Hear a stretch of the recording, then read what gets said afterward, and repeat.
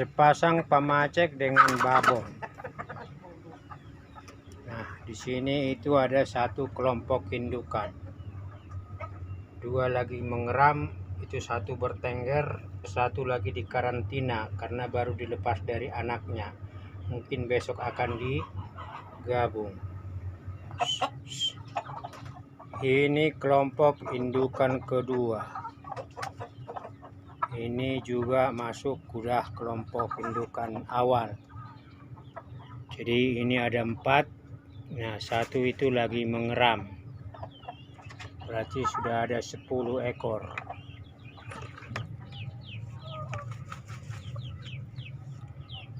Ini kelompok indukan muda 5 ekor. Ya, ini tadinya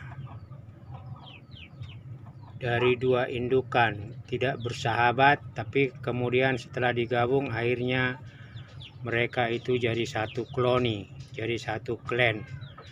Ini kadang sudah diumbar dan pamacek mangon sudah gabung dengan kelompok indukan 2 tadi. Ini kelompok indukan ketiga, baru dijadikan satu koloni. Untuk akrab minimal mereka akan digabung 1 minggu supaya satu sama yang lain familiar sebelum digabung dengan pamacek.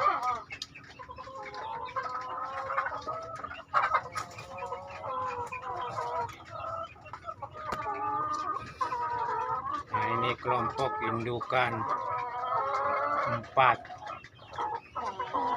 ya. Jadi 5 sama 5 berarti sekarang ada 20. 2 kelompok produktif, ada 3 yang mengeram. Nah, ini calon pamacek.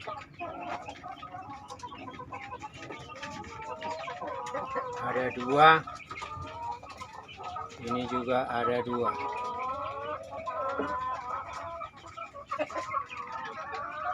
Ini ada 5 calon babon. Jadi hingga akhir tahun ini kita target 5 kelompok, berarti 25 ya. 2 kelompok 10 ekor produktif, berarti di awal Januari kita berharap 25 ekor ini semua akan mulai bertelur ya. Makanya kita terus rapikan kandang. Salam sehat sedulur, salam satu hobi merawat ayam aduan maupun ayam kampung.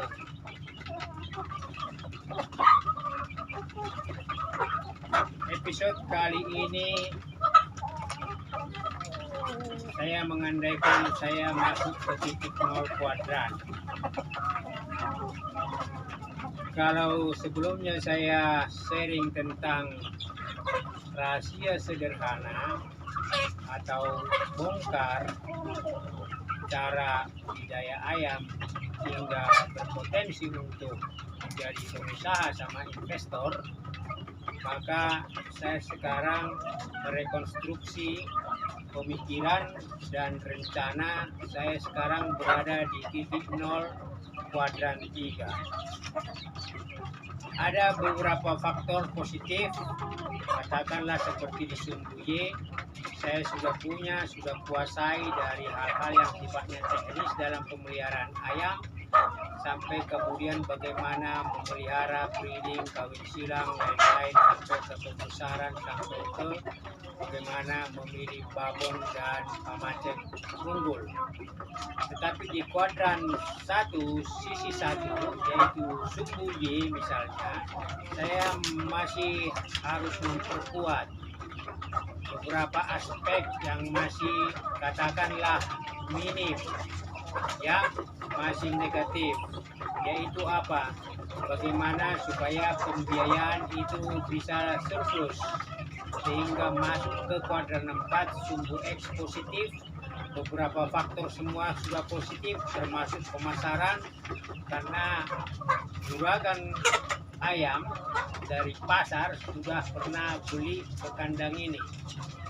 Hitung-hitung hampir 2 kali dia membeli sekitar 60 ekor calon dan lancuran-lancuran. Nah, artinya apa? Di sumbu Y kita berharap tahun depan kita sudah sumbu Y positif, sumbu X positif, termasuk sumbu Y. Satu elemennya adalah di pembiayaan, di pendanaan. Makanya kita punya target, kita masuk di titik kuadran 0. Ya, di titik original sumbu X positif, sumbu Y positif, nah masih ada 1. Makanya kita mencoba mengelola kegiatan ini dengan yang namanya substitusi cost. Nah, 4 kelompok indukan itu menjadi modal dasar kita untuk mulai masuk ke kuadran 3. Ada 1 bulan diharapkan 5 calon babon muda itu akan akhirnya menambah menjadi 5 kelompok. Nah, kita pada akhirnya mulai dengan yang namanya pola pikir. Pola pikir berarti naik 1 kelas, berorientasi bagaimana menghasilkan telur secara kontinu.